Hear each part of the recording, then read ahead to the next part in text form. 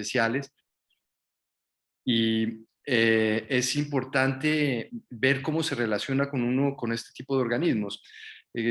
Toda mi vida he tenido preguntas que uno siente a veces que pueden ser raras, pero realmente existe un desconocimiento muy fuerte de lo que es el sector financiero y espero que esto les pueda ayudar. Yo creo que voy a compartirles pantalla.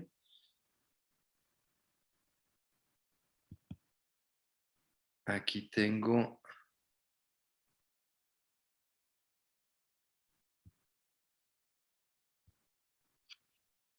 Dos segundos.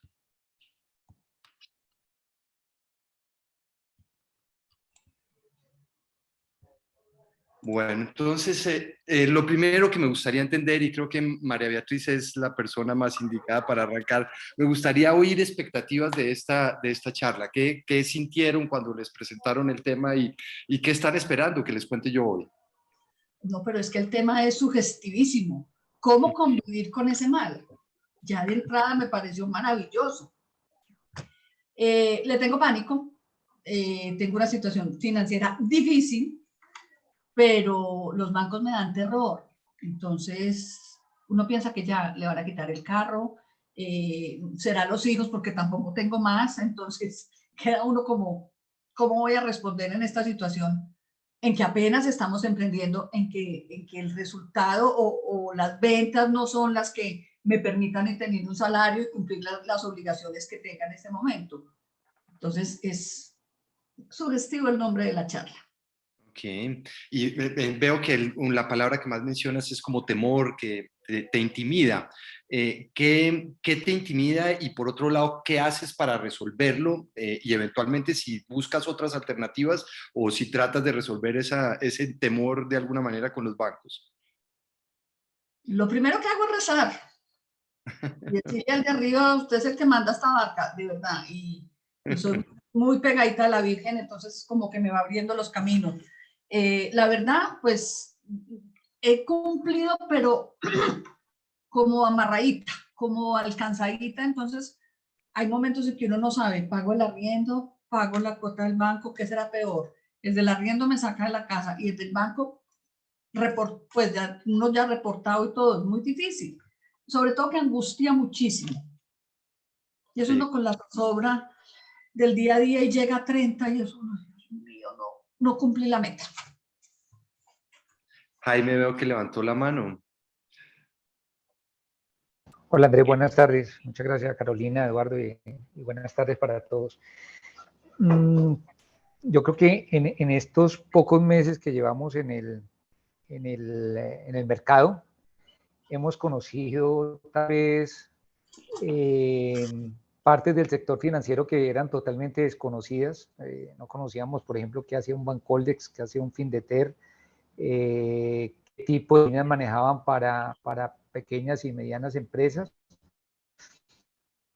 También hemos quedado desilusionados que muchas veces las expectativas que teníamos eran superiores a las que hemos encontrado en la realidad por el tiempo que llevamos en el mercado, por las dimensiones de las deudas que hemos lanzado. Entonces, obviamente, cuando Carolina y Eduardo nos hablaron de la charla, pues empiezan a crear una serie de expectativas y seguramente muchos de nosotros hemos caído en algunos errores por desconocimiento, por malas prácticas, por la imposibilidad de no haber vivido una experiencia parecida en el pasado.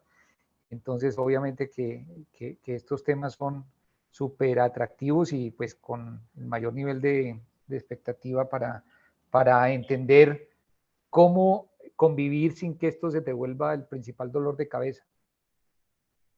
Correcto. Bueno, si quieren con eso, pues damos paso para tratar de hablar y no se preocupen por tema de preguntas. En cualquier momento me pueden hacer preguntas. Tenemos 3 personas que levantaron la mano. En la nómina. Adelante, no estoy viendo aquí bien. Es que Juan Carlos. Juan Carlos. Sí, Juan Carlos Ortiz, Liliana y nadie más. ¿Cómo le dijo? Buenas tardes, Hola Juan Carlos. ¿cómo están? Bien, Estaban gracias. estaban emocionaditos ahí hablando de la calor, que estaba haciendo frío, y bueno, aquí hay lluvia y calor. Bueno, pues temor sentimos toditos en estos emprendimientos y sobre todo cuando sabemos que de esto es que vamos a, bueno, primeramente dependemos de Dios, pero que esto es el sustento de nuestra familia. Eh, Mirar lo que decía la compañera de los 30 y de pronto ver que las metas que uno se trazó no se han cumplido, pues eso nos da un poco de temor. Ahora, eh, alguien decía, ¿temor a qué? Que a uno le da, pues está todo el patrimonio de la familia, uno piensa en la universidad de los hijos, piensa en las facturas, piensa en la nómina de la gente que uno tiene ya trabajando, sus prestaciones sociales que hay que pagarla, todo. Entonces, eso es lo que le genera un poco de temor a uno. Y yo le soy sincero, hace como 3 meses me dieron ganas de dejar todo tirado e irme, pues dedicarme a otra cosa. Pero bueno, a raíz de que he estado en todo este proceso, pues me ha dado un poco de fuerza viendo las experiencias de otros compañeros y viendo en cuanto nos han podido ayudar las personas que han estado con nosotros. Esto es lo que me ha ayudado a sostenerme, porque no es fácil y sobre todo con la cuestión de la pandemia y todas esas cosas, no ha sido fácil. Perfecto, Juan Carlos, muchas gracias. Veo que también había otra persona con la Sí, mano. señor, yo. Liliana Niño, buenas tardes. Sigue Liliana, ¿cómo estás? Muy bien, muchas gracias. Pues a mí el título, entendiendo el sector financiero, me llama bastante la atención.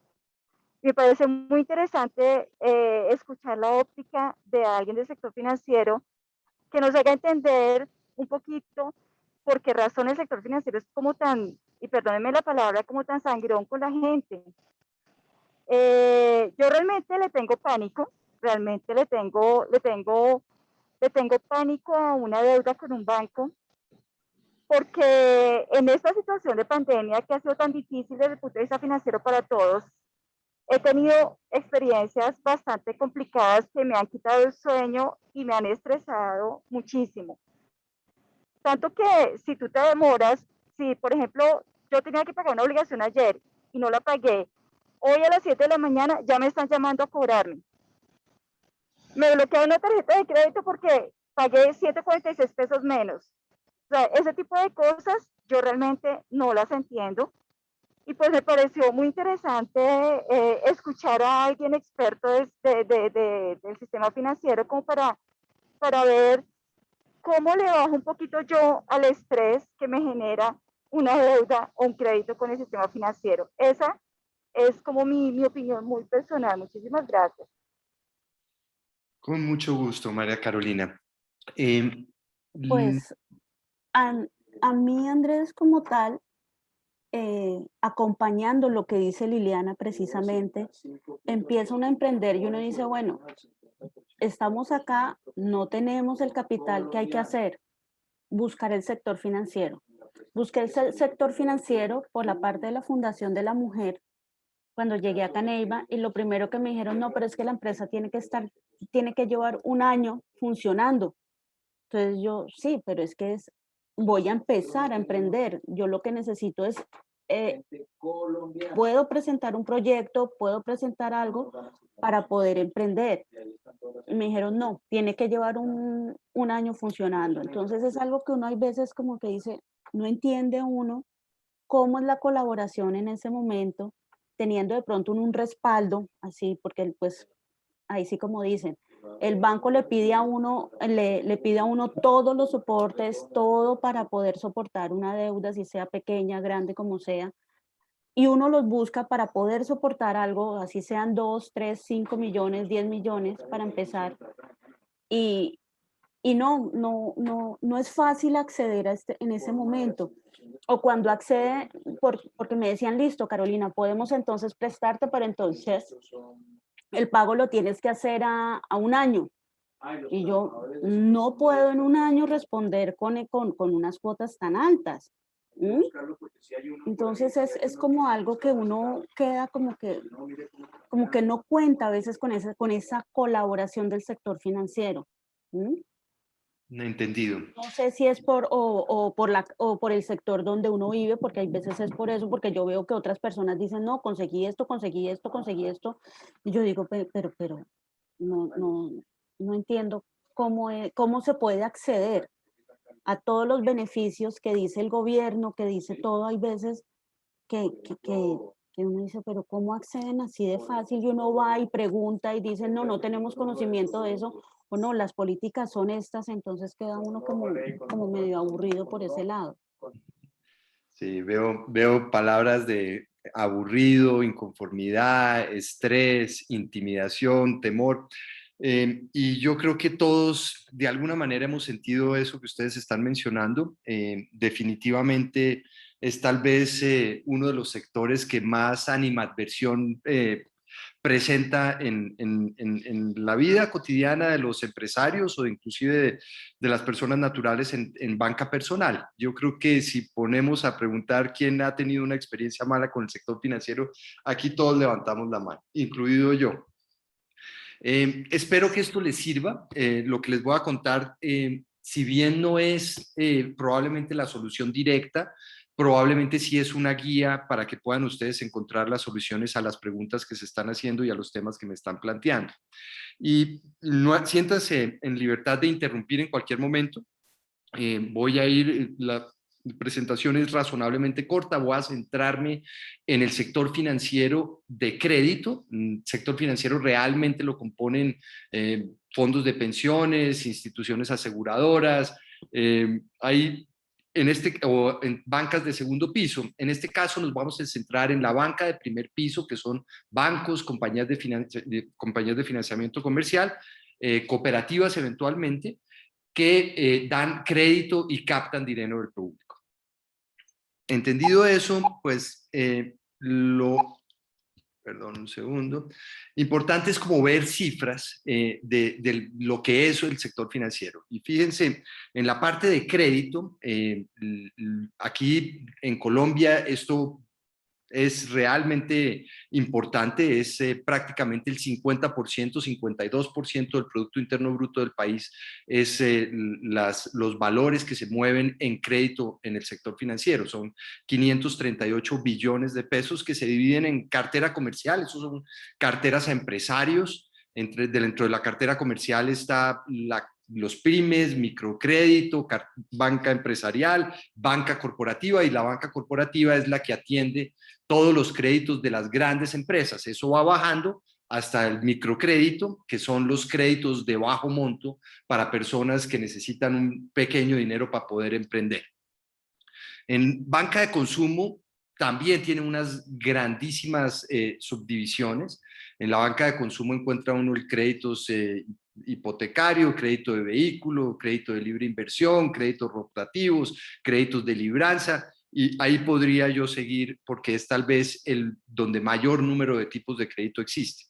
Existe la banca hipotecaria o banca de vivienda, por separado también podría verse, el leasing, que son diferentes alternativas, puede ser para personas naturales o para personas, para personas jurídicas, y esto lo componen hoy en día 28 bancos, 10 compañías de financiamiento comercial, 5 corporaciones financieras, y ya totalizan 101 fintechs, que son las compañías que apoyadas en tecnología están haciendo oferta en el mercado. Esto es todavía una etapa naciente, a pesar de que son muchas, y celebro yo que sean muchas, porque ahí vienen gran parte de las soluciones a los problemas que tenemos con el sector financiero, están en un mejor uso de la tecnología para poderlo resolver, pero esto es realmente muy pequeño. Para darles una idea, los desembolsos de crédito que totalizan las fintechs están cerca de 500 y pico mil millones de pesos, mientras que la cartera total del sector financiero es de 530 billones de pesos. O sea que es cerca del 1% lo que hacen las fintechs todavía, pero eso está creciendo y promete ser muy importante hacia el futuro. desde el punto de vista de, perdón un segundo, desde el punto de vista de, aquí está, ya avanzó.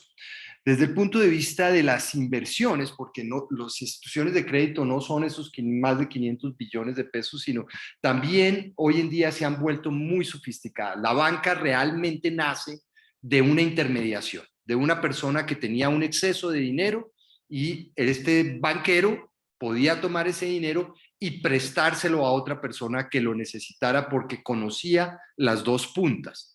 La banca se ha sofisticado mucho y hoy en día una parte importante, fíjense que son 180 billones y son 530 y pico billones de pesos la cartera de créditos, hay 180 billones de pesos en inversiones. Estos son contratos de futuros, forwards, instrumentos de deuda, instrumentos de patrimonio. Mejor dicho, aquí hay toda clase de inversiones. Una parte muy importante también es los créditos que se prestan que se hacen entre las entidades de crédito para solventar liquidez. Si un banco está descuadrado para atender sus obligaciones del día, sale a la banca a obtener esos recursos hacia mediados del día y obtiene los recursos para solventar las necesidades de sus clientes que están retirando dinero o eventualmente los excesos de liquidez, de crédito que tuvieron de solicitud.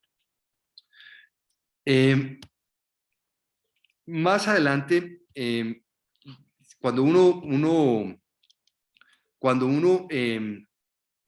ve qué podría haber adicional, pues tenemos esos 170 y pico billones y tenemos cerca de 70 billones adicionales que lo componen las oficinas de las instituciones financieras, los computadores, todo lo que se requiere para que una institución financiera funcione. El total de activos es realmente importante, son 787 billones de pesos. ¿Por qué les cuento esto? Porque parte importante sale de los accionistas, son 108 billones de pesos, pero hay 771 billones de pesos que vienen del público, de las cuentas de ahorro, de las cuentas corrientes, de los CDTs, CDATs, depósitos electrónicos, bonos, y todos este tipo de instrumentos financieros para que las personas puedan invertir.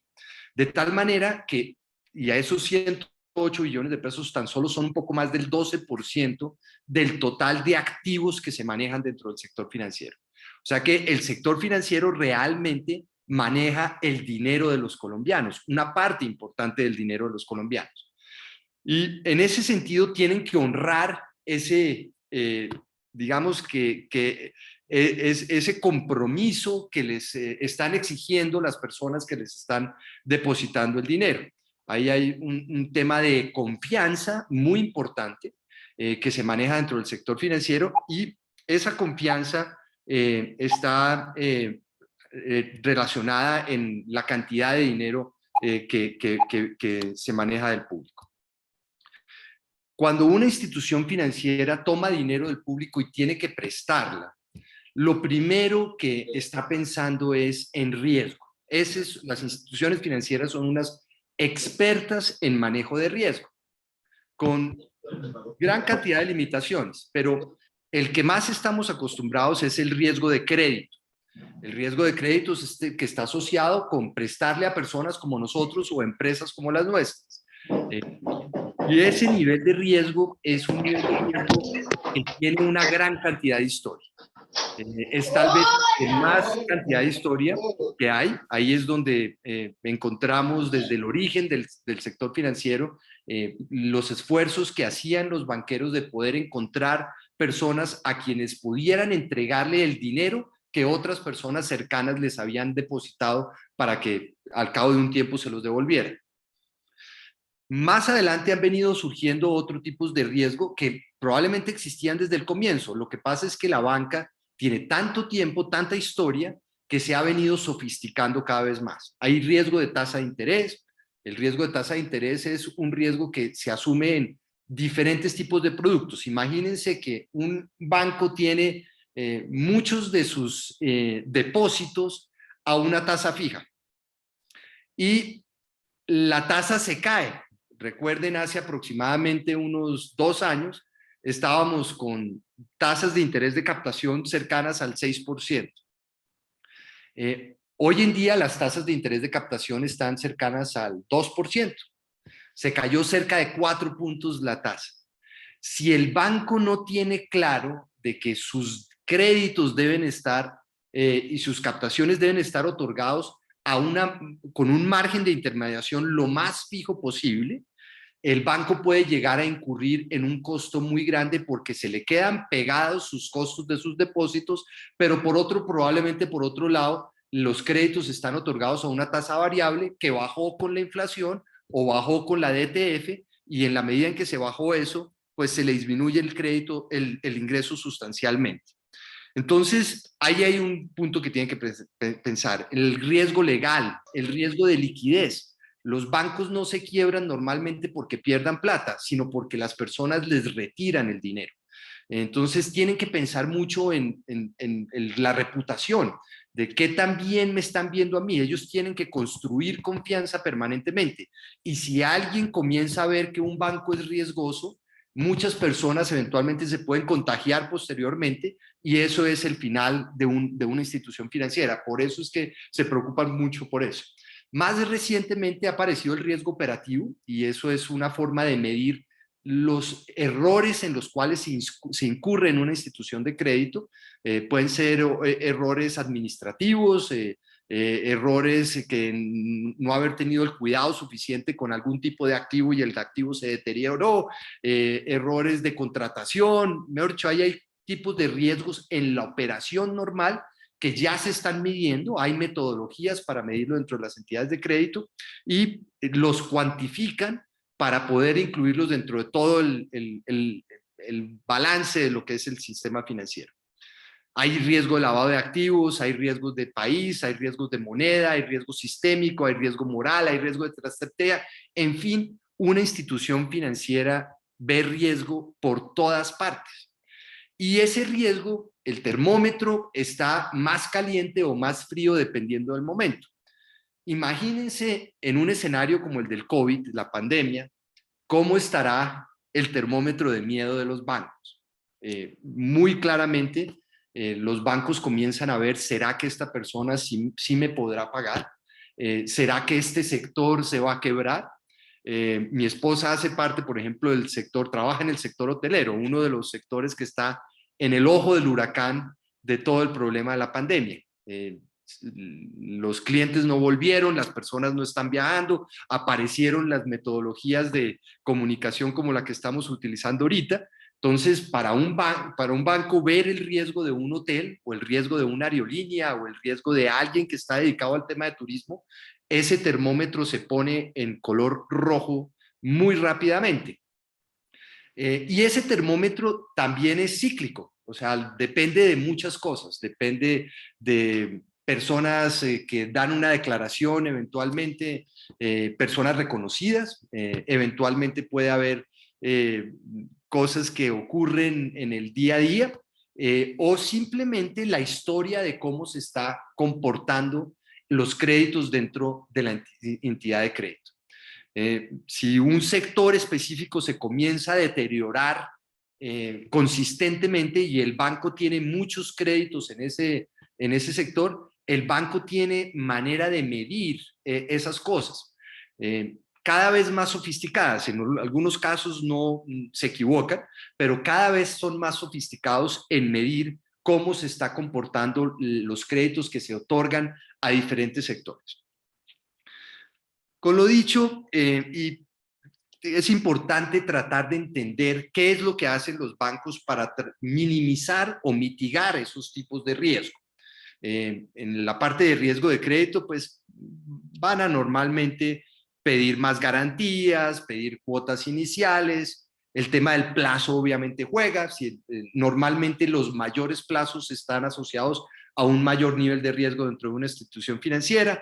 Van a tratar de otorgar menores montos, van a exigir algunos covenants o algunos tipos de salvaguardias que les permita estar un poco más tranquilos con el seguimiento de un crédito de una empresa. En el caso del riesgo de liquidez existen algunos mecanismos. Hoy en día una herramienta de medición es el gap de liquidez, y no los quiero enredar con todo esto. El caso es que las instituciones financieras en un momento como el del COVID tienden a ser muy sensibles a asumir riesgos adicionales.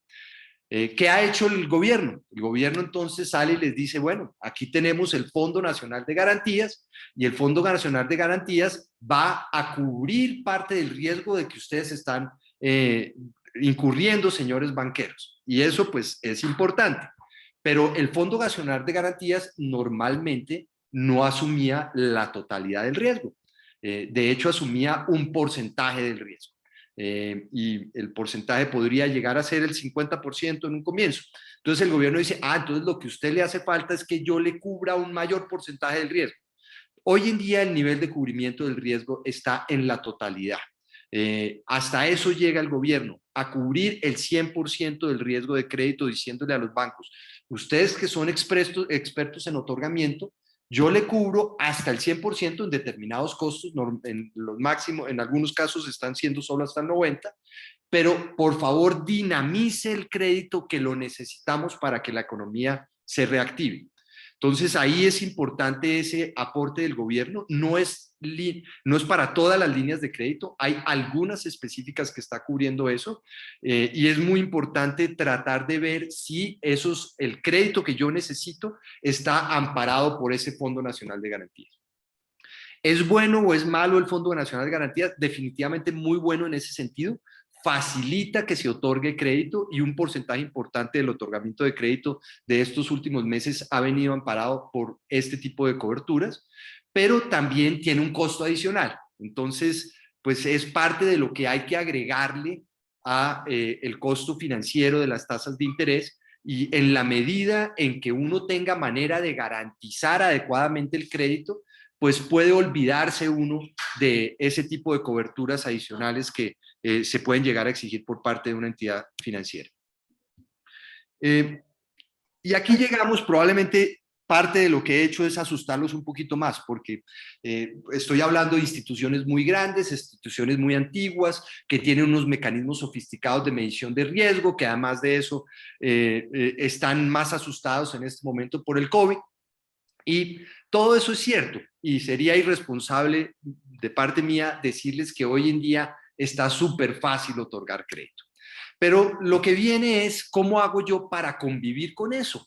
¿Cómo hago yo si yo soy un empresario y yo quiero crecer y tengo algún tipo de producto que puede llegar a ser exitoso, o un tipo de servicio, o tengo algo que ya me garantiza a mí como mi historia? ¿Cómo hago yo para aproximarme a estas instituciones financieras y tener una relación positiva con ellos? Bueno, una pregunta. Sigue, adelante. En Pereirano Simple, ¿en qué beneficia eso a las personas de a pie, pues para que me entiendas, a las personas normalitas? ¿O solo va a beneficiar a los empresarios? O sea, son dos personas, la misma persona, pero dos entes diferentes, la persona natural y la empresa. Esas garantías o eso que hace el gobierno con el Fondo Nacional de Garantías a los bancos, ¿en qué beneficia a la persona o las microempresas o los emprendimientos nuestros? Importantísimo. El microcrédito está amparado por algunas de estas figuras, y si tú te refieres a créditos de bajo monto, ahí aplica. Pymes están cubiertas. El crédito de personas naturales no ha sido tan fortalecido, pero en la medida en que baja un poco la presión sobre lo que te estoy mencionando, en la banca de empresas, definitivamente comienza a dinamizarse un poquito también más el crédito de consumo. Y en ese sentido también puede haber mecanismos de crédito de libre inversión para personas naturales que no van a estar amparadas. El crédito de libre inversión para personas naturales hoy en día no tiene ningún tipo de amparo de estos, pero sí tienen amparo en este tipo de políticas, créditos de libre inversión para empresas. Obviamente, si están garantizados, hay algunos otros tipos de figuras. No quisiera entrar en el detalle de todo esto porque realmente puede llegar a ser significativo, pero más adelante podemos ver alguna serie de preguntas sobre eso. Pero mira, lo más importante, y creo que fuiste tú, María Beatriz, la que preguntó, ¿cierto? Marita preguntona. María Beatriz, ok, bienvenidas las preguntas porque como son muy importantes porque de eso aprende todo el mundo. Lo más importante y vi que había al principio había algunas preguntas sobre, yo no entiendo al sector financiero, ¿por qué unas personas que están cerca a mí logran esta serie de cosas y yo no he sido capaz de lograr? Y probablemente no sean personas que tengan ni más experiencia, ni mayor cobertura, ni mayor cuota inicial, ni nada, sino personas como yo. Punto muy importante es yo relacionarme con las personas, con las entidades de crédito que son expertas en ese tipo de producto.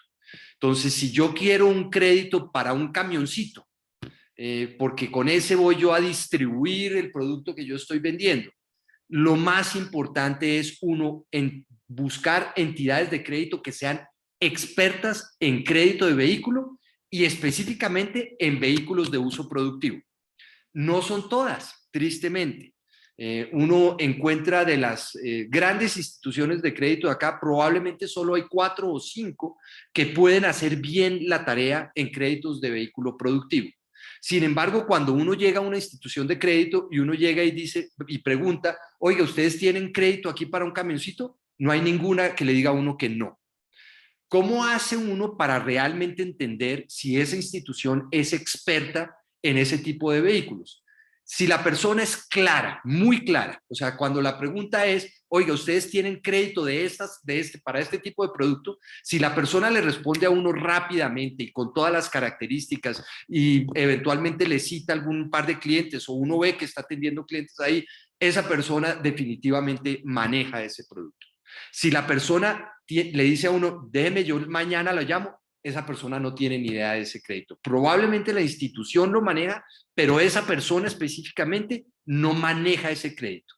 Entonces, es muy importante identificar de entrada cuáles son las instituciones de crédito que manejan el tipo de producto que yo necesito.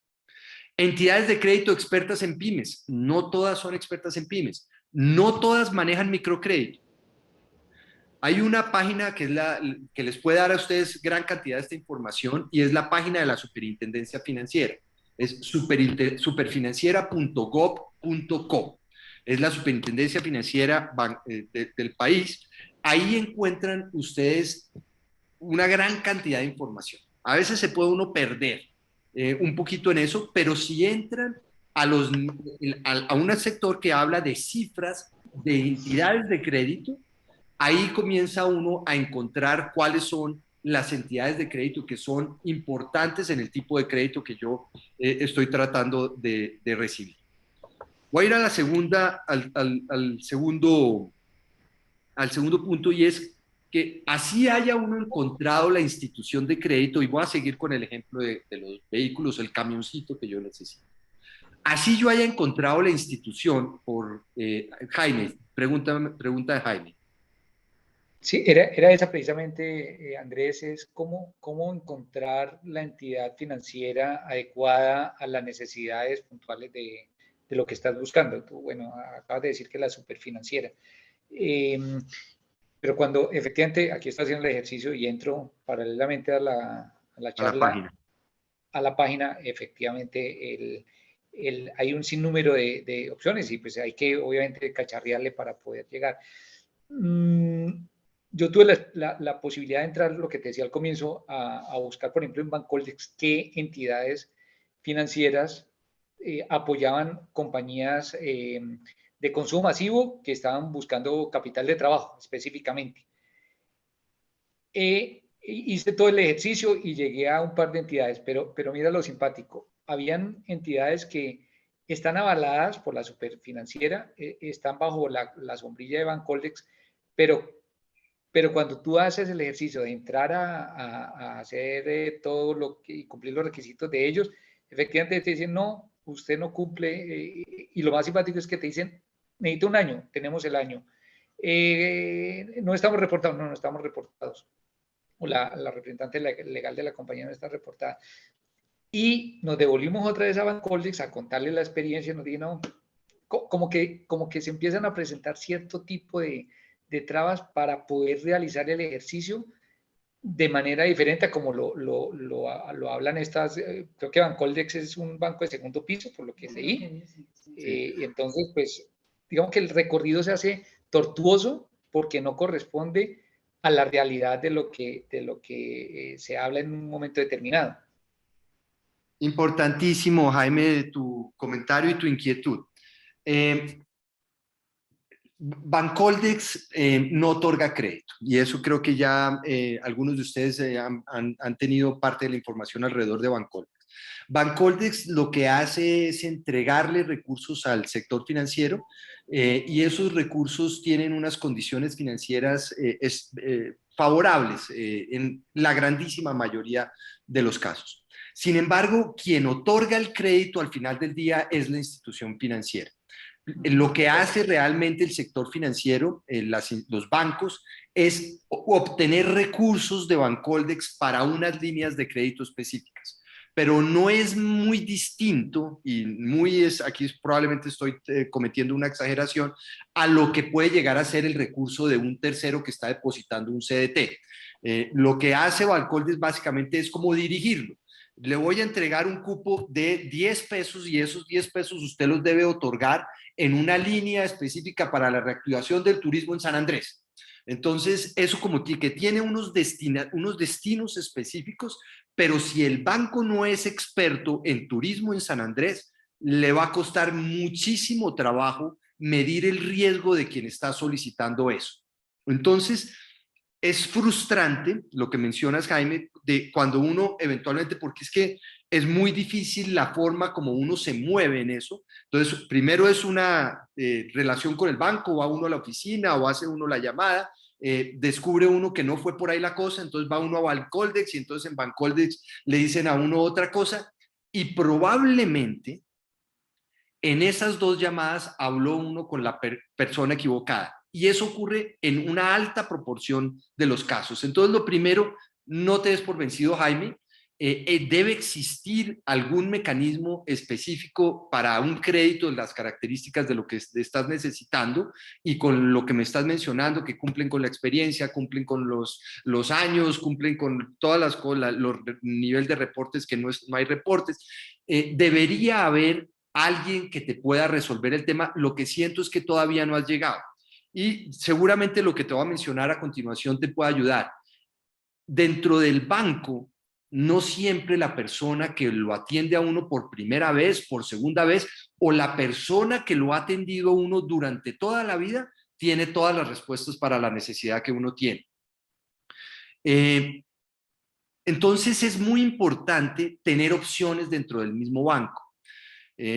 Yo dirigí una compañía de financiamiento comercial especializada en crédito de vehículos y por eso utilizo ese transporte, el ejemplo de transporte, pero también fui vicepresidente de banca de personas en Davivienda. Para uno, inclusive como vicepresidente, moverse dentro del mismo banco y encontrar las personas que son expertas en diferentes tipos de crédito, porque como estaba en Davivienda, había amigos que a veces me llamaban y me decían, oiga, necesito este tipo de servicio. A veces me costaba trabajo encontrar cuál era la persona que podía llegar a atender a esa persona. Los bancos están razonablemente bien estructurados, tienen unas oficinas muy bonitas, razonablemente bien ubicadas. Dentro de las mismas oficinas tienen asesores que lo pueden ayudar a uno, pero muchas veces la persona no está dentro de la oficina que uno visitó y uno a veces parte del principio de que todas las personas dentro del banco tienen exactamente la misma información. Eso es rara vez es así. Los bancos se esfuerzan mucho en capacitar a su personal, pero hay unos mejores que otros, hay unos con más experiencia, hay unos que están de supernumerarios por el día y especialmente ahora me tocó hace un pocos días, fui a una oficina y en la oficina habían reemplazado a todo el mundo porque le había dado COVID a todo el mundo en la oficina, entonces no había nadie de los antiguos y era muy difícil tener la comunicación. Entonces, no se desesperen en eso. Muchas veces lo que he visto y mi experiencia, eso acaba en un enfrentamiento entre el cliente y el funcionario y sale el cliente molesto porque el funcionario no fue capaz de resolverle el problema. No se enfrenten, los funcionarios muchas veces lo que están es o cumpliendo órdenes o también manejando su propio conocimiento que no siempre es completo. Enfrentarse con un funcionario de una institución financiera, lo único que le causa a uno es un malestar que no tiene uno por qué meterle esa dosis de energía negativa al trabajo duro que está uno haciendo todo el día para poder sacar las cosas adelante. Entonces, por favor, guarden la calma y traten de esquivar ese mal momento y busquen otra alternativa, a veces dentro del mismo banco. Entonces, dentro del mismo banco, traten de buscar las personas expertas dentro de eso. Y muchas veces facilítenle la tarea al funcionario. Si el funcionario no fue capaz de resolverle uno la cosa inmediatamente, tranquilo, señor, ¿dónde podría yo hablar? ¿Por qué no me ayuda usted? Si yo necesito hablar con la persona de pymes, ¿por qué no me recomienda una muy buena persona que me pueda atender en crédito de pymes? O busquemos el tema del crédito del vehículo. Hay asesores de crédito de vehículo productivo dentro del banco que no están dentro de las oficinas, pero muy probablemente el funcionario del banco podría llegar a buscar cuál es esa persona experta para que lo pueda uno atender. No sé si con eso te contesto la pregunta, Jaime. No te estoy resolviendo el problema, pero estoy tratando de orientarte de cómo podría ser la mejor forma posible de llegar a una solución a eso. Sí, te lo agradezco. Te lo agradezco mucho. Muchas gracias. Con mucho gusto. Bueno, el siguiente punto es banca de reserva. La mejor forma de uno tener, en cualquier cosa en la vida, de uno poder tener una buena oferta es la puja. Si uno tiene una única opción, esa única opción normalmente va a tratar de beneficiarse de ese poder de negociación que tiene sobre uno. Cuando uno tiene, y aquí banca de reserva funciona exactamente, casi que literal, porque uno debería tener bancos de reserva. ¿Cómo logra uno establecer bancos de reserva? Lo primero, hay que perderle el miedo a las instituciones, María Beatriz, a las instituciones de crédito. Uno tiene, las instituciones de crédito viven de nosotros, las instituciones de crédito viven de los créditos que nos hacen a nosotros y viven también de las inversiones que nosotros les hacemos. Entonces, es muy importante tratar de tener dentro del lenguaje normal cuáles pueden llegar a ser las instituciones de crédito que mejor se comportan para lo que yo estoy necesitando. Y tratar de tener a alguien que uno conozca, alguien que pudiera uno llegar a acudir con una llamada para que lo puedan a uno orientar. Y eventualmente, si uno está necesitando un crédito para la empresa de uno, hay que tratar de ponerlos a competir. Entonces, inclusive si es un microcrédito, los funcionarios de las instituciones financieras, y esto es bueno y es malo, lo que voy a mencionar, la mayoría están remunerados de forma variable. Y me estoy refiriendo a las personas del área comercial. En la medida que están remunerados en forma variable, van a tratar de obtener el negocio de uno lo más rápido posible. Y en esto pueden equivocarse porque eventualmente lo asesoran a uno mal, le dan a uno la tasa equivocada, puede ser la tasa, puede estar uno accediendo a una tasa mayor cuando eventualmente dentro del mismo banco había una manera de acceder a una tasa menor. Les doy un ejemplo clarísimo en banca de consumo. En banca de consumo, si uno llega a pedir un crédito para un vehículo, la tasa es X. Si uno llega por una oficina a pedir el crédito de vehículo, la tasa es probablemente un poquito menor a la que obtendría uno si llega uno en un concesionario. Si el crédito, además de eso, lo pido por libranza, el crédito incluso comienza a ser más bajo porque el riesgo de libranzas dentro de una institución de crédito es menor. Y si además de eso hago parte de un grupo grande, y aquí podríamos eventualmente mirar si hay algún tipo de forma que ustedes se puedan agremiar, una cooperativa, algún tipo de algo que le dé uno un poquito más de un poder de negociación, la tasa inclusive puede llegar a bajar. Entonces es muy importante poder tener alternativas entre las instituciones de crédito. Y la única manera de lograrlo es perdiéndole el miedo. Y perdiéndole el miedo a esa primera comunicación que uno eventualmente tiene, que puede llegar a ser frustrante, a esa segunda, a veces tercera comunicación que puede uno llegar a tener, que puede llegar a ser frustrante. En la medida en que uno se comunica ampliamente con las instituciones de crédito, uno comienza a encontrar el camino.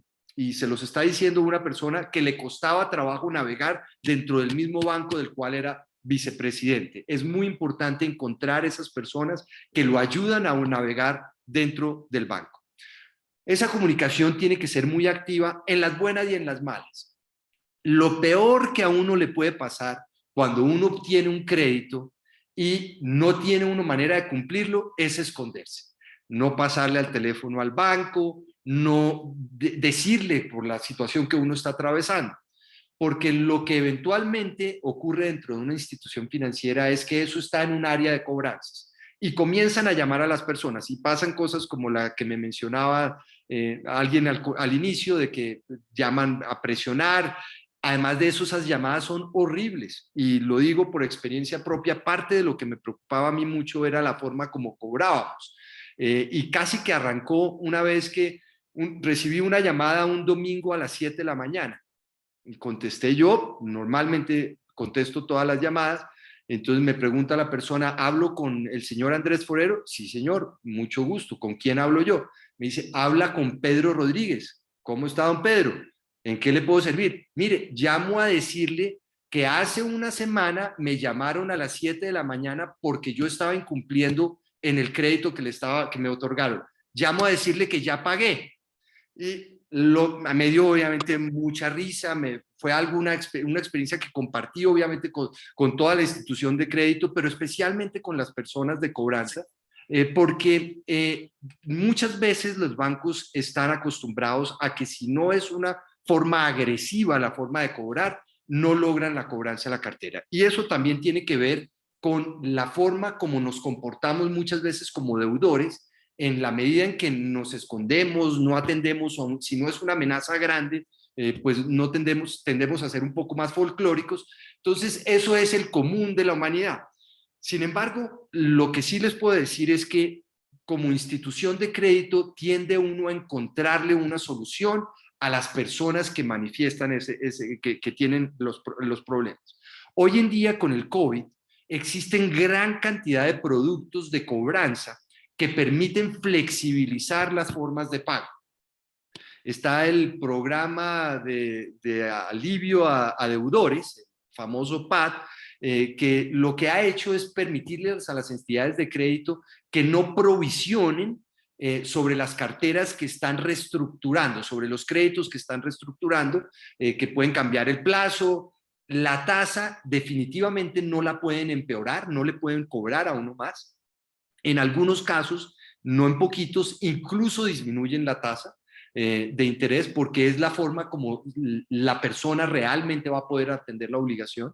Entonces, es muy importante estar lo más comunicados posibles con las áreas de cobranzas y tratar de entender esos mecanismos de alivios de pago a deudores. No siempre son perfectos.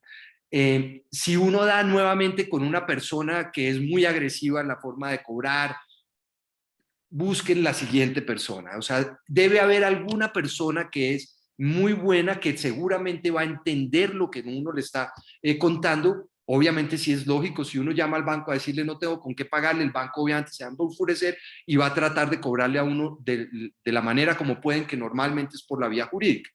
Pero si uno tiene un mecanismo de decirle los 10 pesos que me prestó, yo se los voy a poder pagar de esta manera porque ahorita tengo un problema de caja, no tengo la liquidez suficiente, pero estoy haciendo estas cosas que me van a permitir hacerlo mejor en el futuro, esos bancos lo van a entender. Debe haber alguna persona que lo va a entender o eventualmente existe algún producto dentro del banco que le pueda a uno ayudar. No es perfecto lo que les estoy diciendo. De la forma agresiva de cobranza de las instituciones financieras, eso puede llegar a ser el 90% de la forma como en un banco se cobra. Pero existe un 10% de personas que entienden el rollo y entienden y buscan entender mejor las personas para poder facilitar el cumplimiento de sus obligaciones. Y eso es real. A mí me pasó con una tarjeta de crédito del Colpatria, me hicieron el 50% de descuento. Y ya estoy pagando la tercera cuota. Perfecto, ese estilo de cosas ocurren.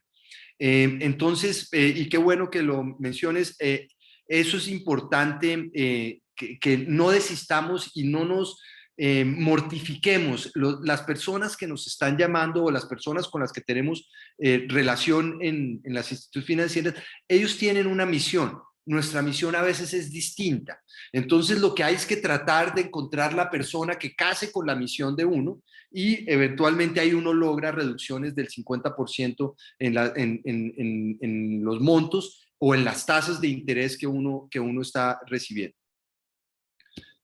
Bueno, el siguiente punto es ya cuando uno eventualmente no logró y en el banco definitivamente no fue posible hablar con nadie. Y además de eso yo siento que me están atropellando porque realmente están haciendo injustos. Perdón, me devuelvo un poco, voy a hablarles de la banca digital. La banca digital ayuda mucho a resolver problemas porque es efectivo, es rápido. Entre comillas, aquí estoy tratando, y si nos ceñimos a qué me garantiza, entre comillas, una buena relación con los bancos, eso no es algo que se pueda garantizar. Las relaciones con los bancos pueden ser tortuosas en muchas situaciones, pero la banca digital cada vez es mejor y está diseñada para resolver la grandísima mayoría de los problemas que normalmente se presentan. Si el problema de uno es de la grandísima mayoría, como el COVID, por ejemplo, tengo dificultades de pago por la pandemia, eso está razonablemente manejado por una banca digital que lo va enrutando a uno hacia donde uno eventualmente debería estar navegando. Si el problema es un poquito más particular, específico el que uno tiene, uno definitivamente tiene que acudir a las personas, tiene que acudir eventualmente a las oficinas y tratar de explicar por lo que uno está atravesando para tratar de lograr un acuerdo que sea benéfico para uno y que obviamente le satisfaga al banco. Nuevamente, si llegamos a un punto en que esto fue imposible, el banco realmente me está cobrando lo que no toca, está siendo abusivo, eso también ocurre. Créanme, eso ocurre y no es pocos los casos donde eso ocurre y es muy probable que a algunos de ustedes les haya ocurrido. Uno tiene posibilidad de acudir a una persona que en muchos casos hace la magia, que es el defensor del cliente. El defensor del cliente es una persona que no está en la nómina del banco. Es una persona que es experta en productos financieros, normalmente un abogado, y esa persona está pagada por el banco, pero no está dentro de las personas que le reportan al presidente del banco. Es una persona externa que ayuda a resolver los problemas y de hecho le puede ordenar al banco a hacer algún tipo de cumplimiento.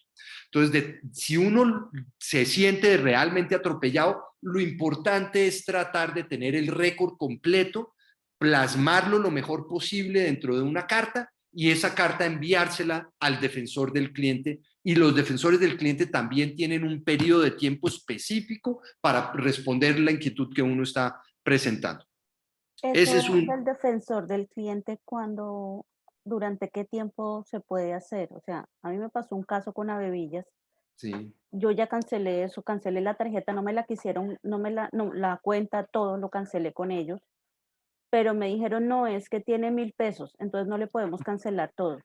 Y yo, mire, cojan los 1.000 pesos, no me interesan. O sea, yo quiero ya no tener más relación con ustedes, exactamente. Sí. Porque pues tuvieron un mal procedimiento conmigo. ¿Y uno cómo puede hacer? ¿Durante cuánto tiempo tiene uno vigencia para poder colocar una queja? Desde el primer día.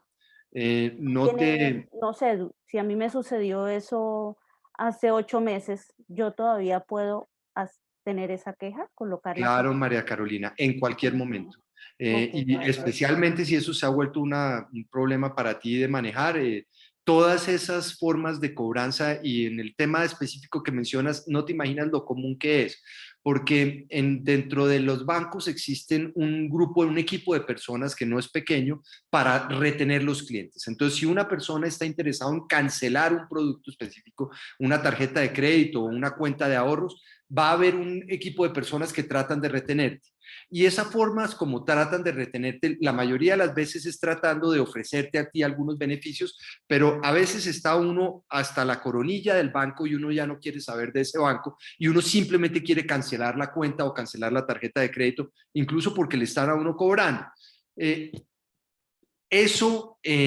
La persona que está tratando de retenerte no siempre utiliza solo ofertas, sino a veces trabas para que tú no te puedas salir. Entonces hay que sacar la fotocopia de no sé qué, dependiendo del procedimiento de cada banco. Esas trabas son totalmente pensadas para que realmente haya un esfuerzo adicional de parte de uno como cliente de poder salir de la institución. A veces hay temas de cumplimiento, pero muchas veces son mecanismos intencionales. Ahí es el momento perfecto de acudir al defensor del cliente o incluso a la superintendencia financiera. Tú tus dos cartas de oro ante una situación como la que me mencionas son carta al defensor del cliente y carta a la superintendencia financiera. De hecho, si tú le mandas carta al banco con copia a la superintendencia financiera, el banco ya se entera de que tú ya te quejaste en la superintendencia financiera. Para una institución de crédito no es bueno que tú te quejes ni ante el defensor del cliente ni ante la superintendencia financiera. Entonces, normalmente tratan de resolverlo un poco más expedito cuando llegan ese tipo de mecanismos. Entonces, ¿dónde encuentro yo el defensor del cliente? Muy importante. La página web de la institución financiera, ahí está el defensor del cliente. ¿En dónde me puedo yo quejar en la superintendencia financiera? Me da pena con ustedes, ahorita no tengo el correo específico, pero si lo buscan en Google, muy fácil deberían poder encontrar el correo electrónico para quejas ante la superintendencia financiera. Contáctenos @sfnc.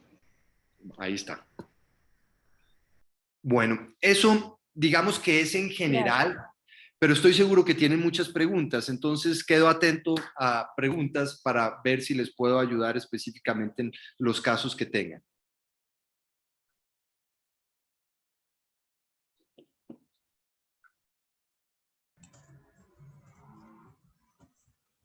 ¿Todo quedó muy claro? Andrés, yo tengo una pregunta. ¿Qué diferencia hay entre el leasing y el crédito normal, el hipotecario? Ok, Diana. No soy el experto en temas hipotecarios, pero el leasing es un producto que no queda a nombre tuyo. Y digamos que desde el punto de vista de propiedad es básicamente un arrendamiento con una opción de compra. Eso tiene algunos beneficios tributarios que cada día se han venido desdibujando cada vez más.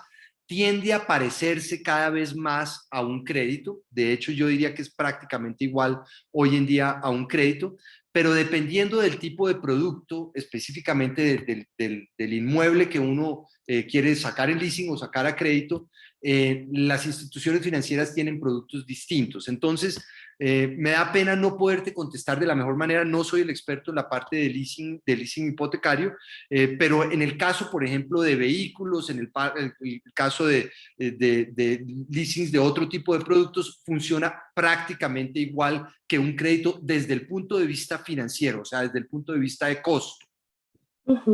Ok, Andrés, gracias.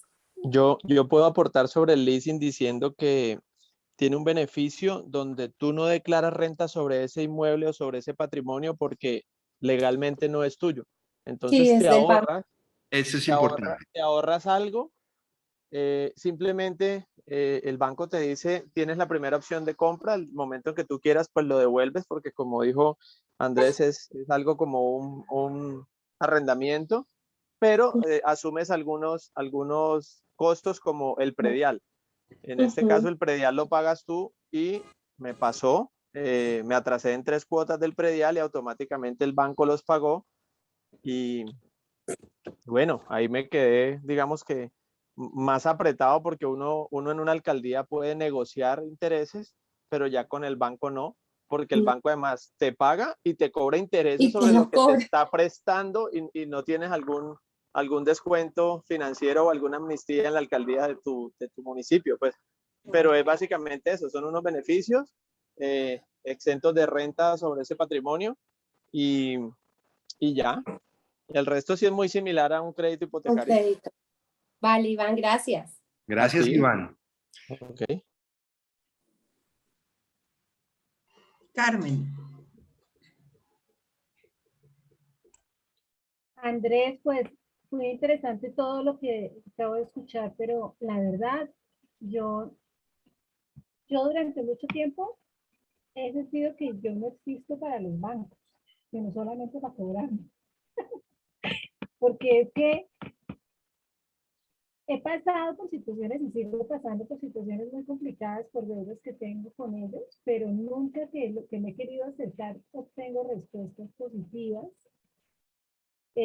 Pasé por todas las etapas, esas que mencionaste, que primero me agarraba con ellos, primero no contestaba y demás, hasta que finalmente ya por lo menos hablo, pero no, yo no siento, la verdad, que a mí me escuchen, que les interese la situación en la que estoy. O sea, ellos quieren que así yo les estoy diciendo que por la pandemia queden ceros.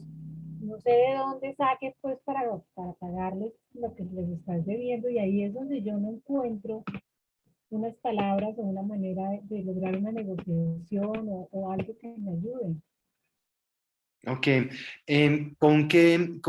me gustaría tratar de ayudarte, Carmen, si me puedes dar ejemplos y si puedes mencionar el tipo de entidad y las características de lo que ocurrió, y nuevamente si no lo quieres mencionar lo entenderé, pero es la mejor manera como podría ayudarte. Yo tengo un crédito, no hay problema. Yo tengo un crédito de vehículo con el Banco de Occidente y he pagado ese carro desde el año 2002. No terminé de pagarlo. Porque El micrófono, Carmen. ¿Ahí no me oye? Se oye bajito. Ahí. Sí, te escuchamos perfectamente. El crédito con el Banco de Occidente para el vehículo lo saqué en el año 2002. Y desde la primera vez que me empecé a colgar, la única opción que ellos me han dado para ayudarme es refinanciar. Entonces, cada que me refinancia, se me alarga más el tiempo. Y se me alarga, y se me alarga. O sea, yo no he terminado de pagar ese carro en 10 años. Y cada vez me ponen las cuotas inalcanzables. O sea, podré pagar la primera, pero ya la segunda ya no puedo. Y otra vez vuelvo y caigo en lo mismo. Ahí estás sufriendo un efecto de bola de nieve muy fuerte. Mira, Carmen, en el caso de tema de crédito de vehículos, el banco y el Banco de Occidente es un banco con grandísima experiencia en crédito de vehículos. Tienen todo tipo de crédito, lo hacen bastante bien. Y lo que sí eventualmente es, en el momento en que ellos tratan de ayudarte o de alguna manera te hacen ese tipo de ofertas que te hacen de alargar el plazo, de eventualmente cobrarte la cuota más adelante, cuando tú incumples a eso, inmediatamente vuelve y se dispara todo. Entonces vuelves a incurrir en intereses de mora y eso lo que hace es que acabes debiendo más que lo que realmente vale el carro. Entonces, en la medida en que tú puedas llegar a un acuerdo para pagarles con el propio vehículo, siento que es el mejor caso en muchos casos. A veces las personas tendemos a aferrarnos a la propiedad de algo o a lo que eventualmente estamos tratando de sacar a crédito y no siempre es el mejor mecanismo, porque eso lo que va a hacer los bancos, el negocio de ellos es intermediación financiera. Esa plata que obtienen de un tercero para poderla prestar para que alguien compre un vehículo, ellos tienen que pagar intereses sobre eso también. Entonces, en algunos casos, los créditos no resultan bien y ellos tienen eso dentro del presupuesto, pero van a tratar de cobrarle a la totalidad de personas lo que se había pactado. De alguna manera tratan de tener mecanismos de resolverlo, como en el caso tuyo, pero aquí la reflexión que me haría yo en el caso, vi muchos casos como el tuyo en mi vida, y lo más importante para una persona que tiene esa situación de que se va creciendo como una bola de nieve, es simplemente resolverlo por lo sano, porque no, creo que si llevas desde el 2012, estoy seguro que has pagado una cantidad de plata gigantesca y el banco tampoco está contento. Mientras que si hubieras entregado el vehículo en dación de pago hace algunos años, probablemente tu situación financiera sería distinta, ya habrías comprado otro carro con todo lo que has pagado, haciéndolo de otra manera. No sé si te ayude o de alguna manera te estoy alimentando ese dolor que tienes con ese carro. Lo que pasa es que ese carro en este momento es el centro de nuestros ingresos, entonces yo no puedo salir de él. Es lo único que nos está ayudando que algo de dinero ingrese. Entendido, Pero entonces no lo puedes para entregar. no lo puedo entregar. En algún momento les dije a ellos que pues dentro de lo poquito que yo podría saber, mis cálculos me decían que ese carro yo ya lo había requisito contrapagado. Entonces, no sé, que yo tenía X dinero, eso hace muchos años, que me lo recibieran y que ya pagamos eso sí. Y que va, no, ellos me quieren seguir pagando, cobrando absolutamente, como dices tú, hasta lo mínimo que les debo. Bueno, mira, mi recomendación, cuando busques un acuerdo de pago para eso que es tan importante, para este vehículo que es tan importante para ti, trata de que el acuerdo de pago sea por y esto es muy probable que lo hayas hecho de esa manera, por el valor de las cuotas más bajas posibles que realmente puedas cumplir. Y en eso tienes que ser transparente con el banco. El banco está dispuesto a veces a perder dinero en un caso como el tuyo. Lo que sí no puedes es incumplir repetitivamente los compromisos, porque ahí el banco como que pierde credibilidad en lo que está conversando contigo. Entonces, cuando tú cumples, no solo tienes la posibilidad de sanear tu relación con el banco, sino también de obtener créditos nuevamente el día de mañana. Porque se te mejora nuevamente el récord financiero, se te mejoran las relaciones con el banco, muy probablemente la persona que te atendió y con la cual resolviste el problema, le puedes comunicar cómo ha evolucionado positivamente tu negocio y eso te va a ayudar. Creo que nuevamente mi recomendación, trata de pactar y eso puede ser de manera indefinida. Lo que sí estoy seguro es que como llevas ya tanto tiempo en el tema, desde el punto de vista financiero, eso debe ser un horror para ti. Hacia el futuro, trata de hacer una negociación que definitivamente seas capaz de cumplir y trata de no incumplir nunca eso. Y ahí se te va a mejorar mucho la relación con esa institución. Vale, gracias, Andrés. Yo tengo una percepción de los bancos es de una forma muy jocosa y es, los bancos en Colombia le prestan al que tiene, no al que no tiene y necesita. ¿Por qué? Porque le piden sopo 200, soportes, fiadores y bueno, y si uno tuviera plata o amigos con plata, pues no acude a un banco. Segundo, te prestan cuando tú no lo necesitas. Entonces, cuando tú haces una solicitud, una tarjeta de crédito o un crédito, te piden sopo 200 papeles para no prestarte. Pero cuando tú no necesitas, te llaman 200 asesores a ofrecerte 500 tarjetas de crédito, 800 créditos de libre inversión, compra de cartera. Entonces, cuando tú no los necesitas. Y el tercero, que es el que más duele, porque trabajé en banco y trabajé en el mismo banco de nuestro facilitador en Barranquilla. Entonces, es que los bancos, cuando tú estás pagando puntualmente, estás colocándoles dinero en CDTs, en fiducias o en cualquier nombre de los servicios que ellos ofrecen, pues simplemente no se acuerdan de ti, ni un lapicerito, ni una agenda te llega, pero atrásate un día y tendrás al mejor compañero de desvelos Sí. y de trasnochos porque te llaman hasta las 11 de la noche y desde las 6 de la mañana. Desde las 7 no, ya las 7 es tarde. Desde las 6 de la mañana te llaman. Entonces, esa es como la percepción. Y siempre he dicho, los pobres bancos nunca pierden. Entonces, y me hago una reflexión y digo, yo quiero ver, y bueno, y me corrigen y los que sepan, porfa, me comparten para yo cambiar mi discurso. Y es, yo nunca he visto un banco ornamentando un parque, yo nunca he visto un colegio que lo subsidie un banco, yo nunca he visto que un banco diga, este colegio es patrocinado y todos los niños estudian gratis gracias al banco tal. Ah, fundaciones de entidades financieras, sí, pero el banco como tal, ¿no? Entonces, ese es el sector financiero y lastimosamente tenemos que acudir a él en algunos casos porque pues de cierta manera es el único que nos tiende la mano a la hora de recurrir a un dinero legal y a unos costos legales y bueno, esa es como mi percepción jocosa de lo que es un banco hoy. Bienvenido, Jaime. Mira, ese Sí. es el, perdóname 2 segundos, María Beatriz, sí, porque es importante el punto que menciona Iván. Sí, y así es ese era el título de esta conferencia, es cómo convivir con ese mal, porque digamos que lo que mencionas, Iván, es cierto parcialmente, porque definitivamente los bancos no le van a prestar a una persona que no tenga por lo menos la capacidad de argumentar que tiene con qué pagar.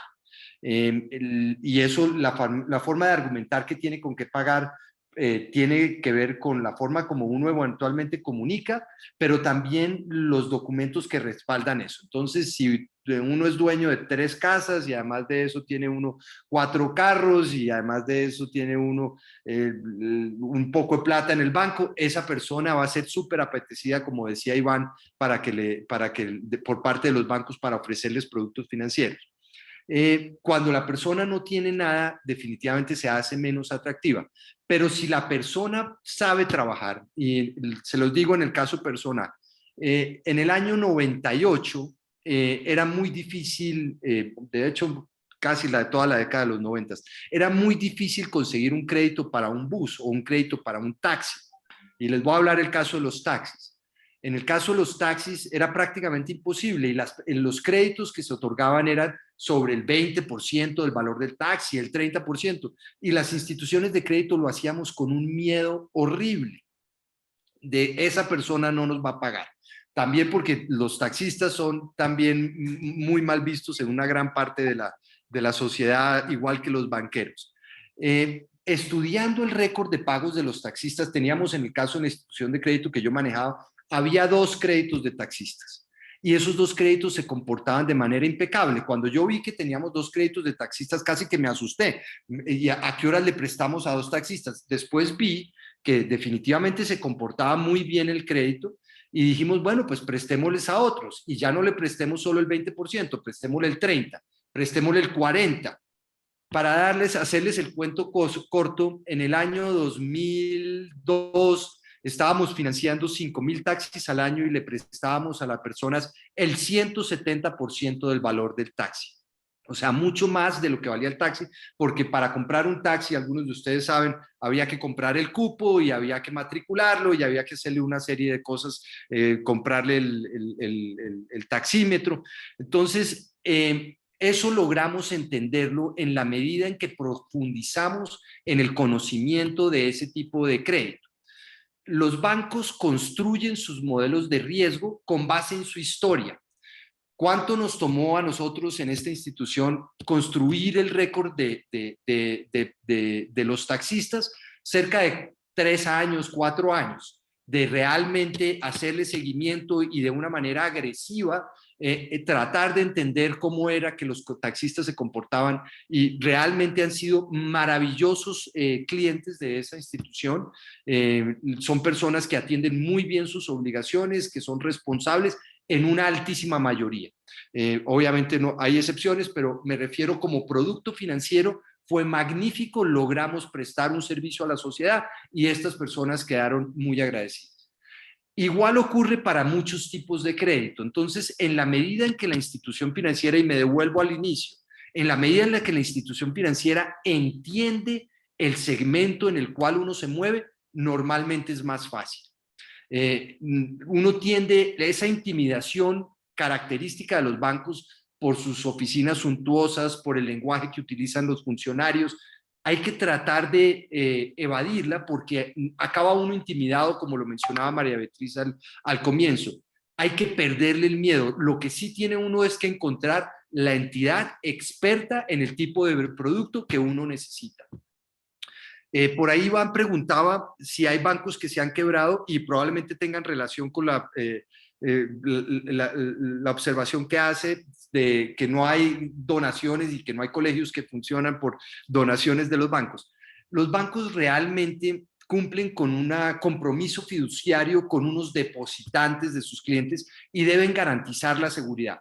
Pero eso no significa que no tengan su programa de responsabilidad social. De hecho, sí hay donaciones permanentes por parte de las instituciones de crédito a diferentes tipos. Pero los grupos financieros grandes normalmente tienen, además de eso, unas fundaciones. Lo tienen pues las grandes, que la Fundación Bolívar, muy importante, la de Bancolombia también, el Grupo Aval, y tienen donaciones importantes a universidades, donaciones importantes a temas de la comunidad. En el caso de Bolívar, que era en la vivienda donde yo trabajaba, existía un presupuesto para cada una de las zonas muy bien distribuido y era muy generoso la forma como se extendían ese tipo de donaciones. Entonces, yo creo que los bancos sí cumplen con algún tipo de función social en ese sentido. Nuevamente, son un mal cuando uno realmente no encuentra el servicio que uno necesita, pero si uno va esquivando lo que le está impidiendo a uno llegar a ese punto donde realmente lo atienden, normalmente logra uno tener una buena relación con las instituciones de crédito. Yo te iba a contar algo también jocoso que no entiende uno en los bancos. Dime, yo María. pedí una tarjeta de crédito, que yo dije, con la tarjeta hago gimnasia financiera, pago la luz, pues voy pagando con la tarjeta las obligaciones y voy abonando a medida que tenga plata, ¿cierto? Sí. Me la negaron, obviamente, porque no tenía con qué, porque bueno, todos los perendengues y porque estaba reportado y porque no sé todo. A los 2 días me llamaron un asesor del mismo banco a decirme que tenía ya en mi cuenta 15 millones de pesos para libre inversión. Y yo decía, pero no me dan una tarjeta de crédito, pero ya me van a desembolsillar 15 millones de pesos. O sea, no lo entiendo. No es coherente la política, pienso yo. ¿Cierto? Mira, eso pasa, y por lo que yo te mencionaba, y te lo dice normal, además, te lo repito, una persona que le costaba trabajo moverse en un banco donde era vicepresidente. Lo que hace una mano a veces no lo sabe, no sabe lo que no lo sabe la otra.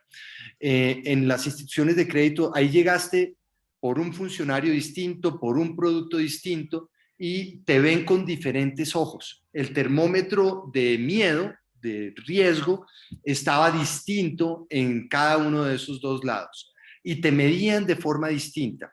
Entonces, nuevamente, utilízalo para tu beneficio.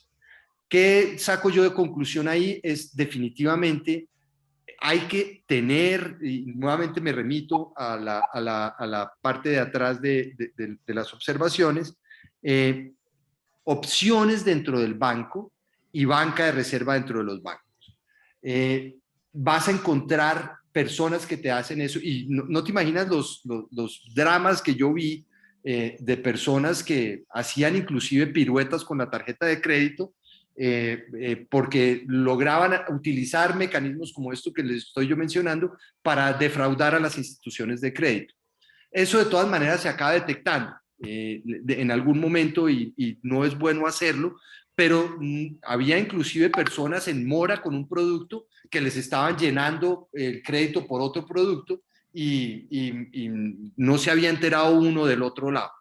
Cada vez es menos fácil poder hacer eso, pero mi recomendación nuevamente es no se frenen, no generalicen. Cuando hablamos de los bancos, no todos son iguales. Cuando hablamos dentro de un banco específico, no todos los funcionarios son iguales. Hay que tratar de encontrar los que le van a hacer a uno la magia para poder tener una buena relación. Por eso el mejor banco es donde el gerente es amigo de uno. Sí, la relación personal es muy importante, pero cada día la banca digital cobra más fuerza. Entonces, si uno, esa persona es seguramente la entrada, pero primero no cometan el error de depender totalmente de esa persona, porque va a llegar un momento que necesitan un producto que esa persona no lo domina. Y punto número 2, tampoco cometan el riesgo de no tener opciones por otras instituciones de crédito, incluso que realmente se puedan beneficiar de bancas digitales, como hoy en día se están creando por parte de diferentes productos de tecnología, porque ahí eventualmente puede uno no solo encontrar un servicio para uno, sino un servicio para los clientes de uno. Si uno eventualmente está pensando en vender a crédito, uno no necesita instituciones de crédito que les hagan el crédito expedito a los clientes que están comprando nuestro producto. Hugo Francisco.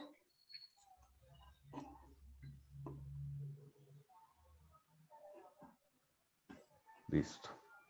Buenas noches. Buenas noches, Hugo. Hola, Andrés, ¿cómo estás? Yo soy mentor, entré en la mentoría de Colombia Comparte, voy a entrar en este ciclo.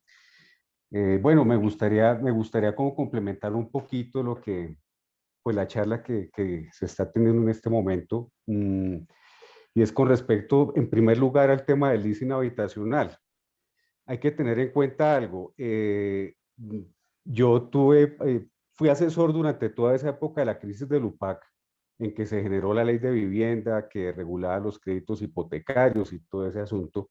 Entonces siempre es bueno que la persona tenga claridad en que no es lo mismo un leasing, digamos, destinado a la compra de un local, ¿sí? A algo comercial, a un leasing habitacional dedicado a la compra para adquisición de vivienda.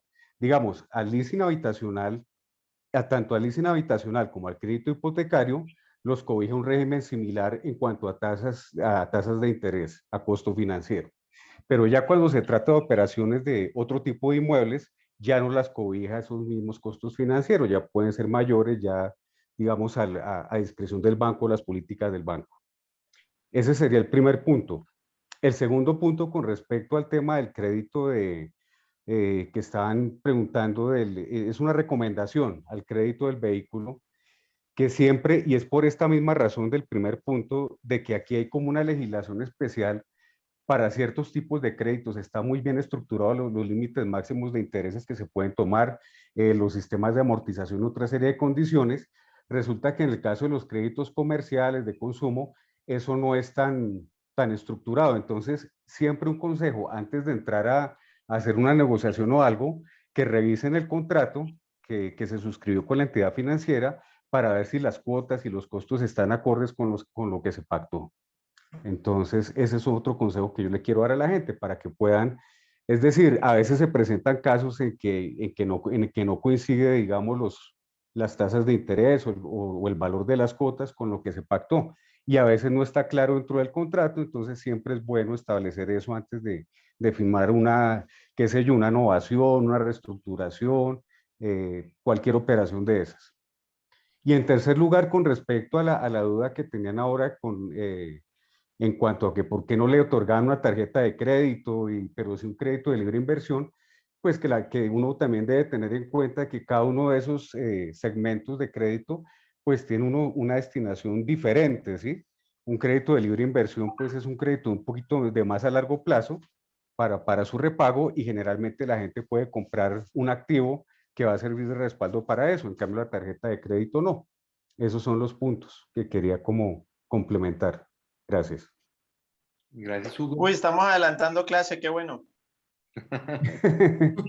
No, algo ojalá sea de utilidad porque son experiencias propias y con personas que he asesorado, pues eso es útil dentro de toda esta relación con los bancos. ¿Y qué tan bueno es el leasing para la compra de vehículo? Es exactamente igual. No te va a hacer una diferencia grande, distinto de normalmente de lo que ya mencionaron, de que el activo no figura tu nombre, pero para una persona natural no encuentro mayor diferencia. Habrá algunas instituciones de crédito que tienen una mayor flexibilidad en el otorgamiento de un leasing que de un crédito, porque el producto se comporta con un nivel de morosidad distinto. y tienen posibilidad eventualmente de quitar el producto de una manera más expedita, pueden cobrar sanciones por prepago, pero desde el punto de vista financiero no hay mayor diferencia en el costo realmente, solo en materia de la propiedad. Okay. Jaime, ¿sigue? Gracias, Carolina. Andrés, dentro de pues, tu experiencia laboral, que es pues, sin duda inmejorable, ¿qué tipo de entidades financieras son como o qué tipo, o cuál de las entidades financieras es muy enfocada en el tema de créditos para pensionados, pero con garantía hipotecaria? Ok.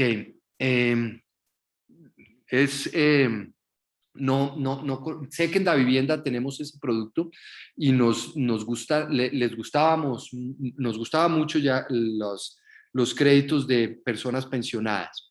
Pero no te podría dar el dato exacto de quiénes son los mejores en créditos de pensionados, pero con mucho gusto te lo averiguo. Me quedo con la tarea y para mí es cuestión de hacer una llamada y te puedo averiguar y te mando el dato por intermedio de Carolina o no sé si de quién lo quieres hacer. No, está perfecto. Carolina, muchísimas gracias. Muy gentil. Pero es un producto altamente deseable en las instituciones de crédito y especialmente en las que se dedican a créditos de pensionados. Una última preguntita, ¿en dónde puedo encontrar un listado de entidades como que negocien la cartera que uno tiene vencida? ¿En la misma Súper? Todas las entidades de crédito grandes. Como tipo refinancia, una cosa así. Ok. No, eso no son entidades vigiladas por la Superintendencia Financiera. Refinancias son simplemente que compran cartera mala. No pensé que era compra de cartera normal. Entre las instituciones de crédito se producen compras de cartera normales, pero las entidades, uno realmente no puede tener ninguna injerencia sobre alguien, sobre un refinancia que compre la cartera de uno. Eso no es realmente una negociación entre refinancia y la institución de crédito. No existen muchas, para serte honesto. Conozco perfectamente a Refinancia y a su equipo directivo, pero en Colombia no debe haber más de 4 o 5 que lo hagan de manera activa. Y no sé exactamente dónde encontrarlo. Okay. ¿Más preguntas, señores? Mi querido Andrés, parece que todo está dicho.